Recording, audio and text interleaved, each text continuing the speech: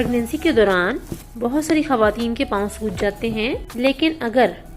आपके हाथ, चेहरा और खास तौर पर आंखों के इर्द गिर्द सूजन तेजी से बढ़ रही है और ब्लड प्रेशर भी हाई रहता है, खास तौर पर 5 माह के हमल के बाद बीपी ज्यादा होना शुरू हो गया है, सर में दर्द रहता है, धुंधला नजर आ रहा है और एपिगैस्ट्रियम यानी मैदे वाली जगह पर दर्द भी है और यूरिन में प्रोटीन्स की मिकदार भी ज्यादा खारिज हो रही है, इसका मतलब है कि आप प्रीक्लेम्शिया यानी हाई रिस्क खतरे की हालत की तरफ जा रहे हैं। और अगर हाई ब्लड प्रेशर के अलावा झटके लगने शुरू हो गए हैं तो ये क्लैम्शिया हो सकता है और आपकी जान को खतरा हो सकता है। फौरन डॉक्टर से रजू करें, आपको अस्पताल में दाखिल होना पड़ेगा और खा बच्चे के दिन पूरे हों या नहीं, बच्चा बचे या ना बचे, माँ की जान बचाने के लिए फौरन डिलीवरी या सिजेरियन सेक्शन करना पड़ेगा।